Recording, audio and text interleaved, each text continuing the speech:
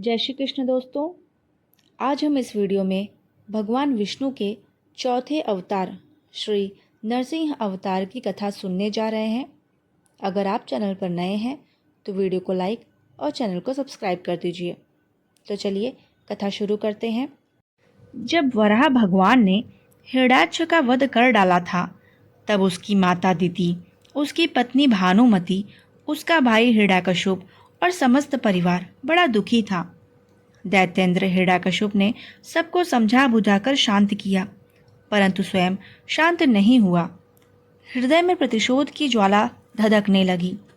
फिर तो उसने निश्चय किया कि तपस्या करके ऐसी शक्ति प्राप्त की जाए कि त्रिलोकी का राज्य निष्कपट हो जाए और हम अमर हो जाएं। निश्चय कर लेने पर हिरण्याकश्यप ने मंदराचल की घाटी में जाकर ऐसा घोर तप किया कि जिससे देवलोक भी तप्त हो गए। देवताओं की प्रार्थना पर ब्रह्मा जी ने जाकर उससे अमरत्व छोड़कर अन्य कोई भी मनचाहा वर मांगने को कहा। उसने कहा कि मैं चाहता हूँ कि आपके बनाए हुए किसी प्राणी से मेरी मृत्यु न हो। भीतर बाहर, दिन में रात में आपके बनाए हुए प्राणियों के अतिरिक्त और भी किसी जीव से, अस्त्र शस्त्र से पृथ्वी या आकाश में कहीं भी मेरी मृत्यु न हो। युद्ध में कोई भी मेरा सामना न कर सके। मैं समस्त प्राणियों का एक छत्र सम्राट बनूं। इंद्रादि समस्त लोकपालों में जैसी आपकी महिमा है वैसी ही मेरी हो।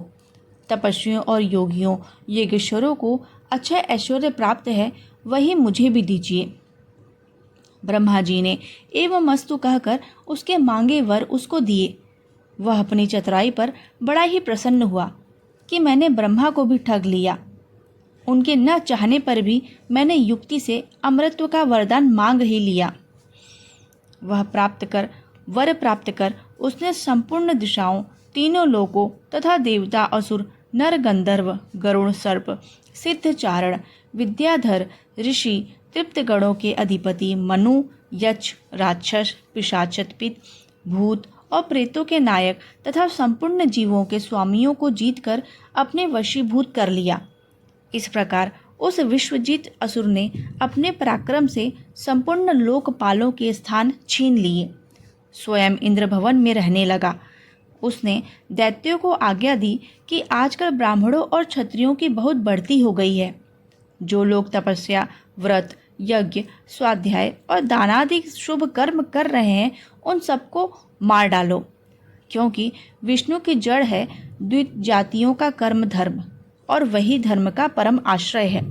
दैत्यों ने जाकर वैसा ही किया, परंतु जहाँ त्रैलोक्य में इस प्रकार धर्म का नाश किया जा रहा था, वहाँ हिरण्याकश्यप के पुत्रों में प्रहलाद जी जन्म से ही भगवत भक्त थे। 5 वर्ष की अवस्था में वे अपने पिता को भगवत भक्ति का पाठ सुना रहे थे।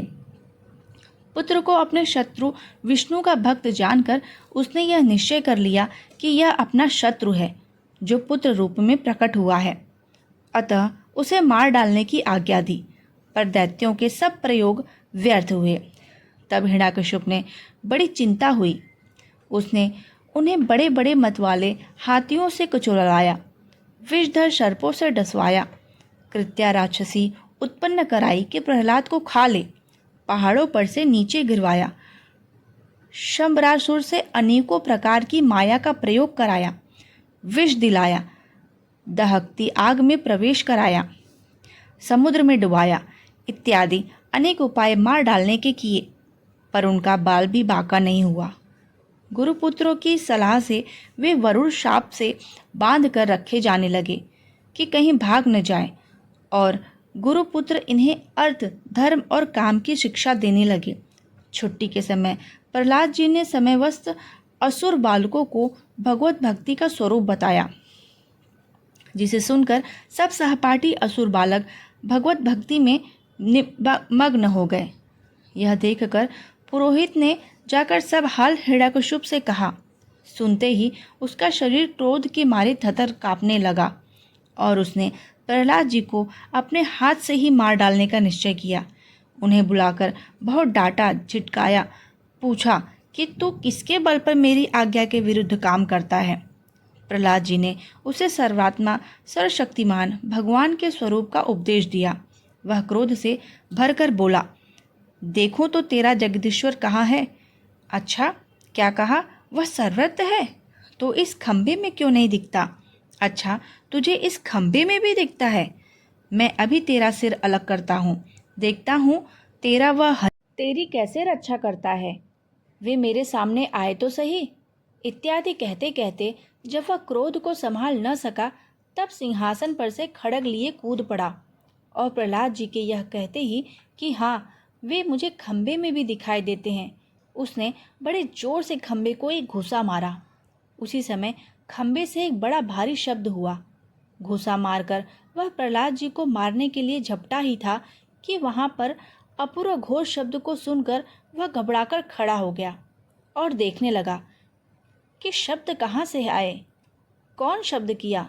इतने में उसने खंबे से निकलते हुए एक अद्भुत प्राणी को देखा। वह सोचने लगा, ओह, यह न तो मनुष्य है और न ही सिंह, फिर यह नरसिंह रूप में कौन अलौकिक जीव है। वह इस उधेड़ बुन में लगा ही हुआ था कि उसने बिल्कुल सामने नरसिंह भगवान का खड़े हुए देखा। भगवान उससे बड़ी देर तक खिलवाड़ करते रहे। अंत में संध्या समय में उन्होंने बड़े उच्च स्वर में प्रचंड भयंकर अट्टहास किया, जिससे उसकी आंखें बंद हो गई। उसी समय झपटकर भगवान ने उसे पकड़कर राजसभा द्वार के डेहड़ी पर ले जाकर अपनी जांघों पर गिराकर अपने नखों से उसके पेट को चीरकर उसे मार डाला। तो बोलिए नरसिंह भगवान की जय।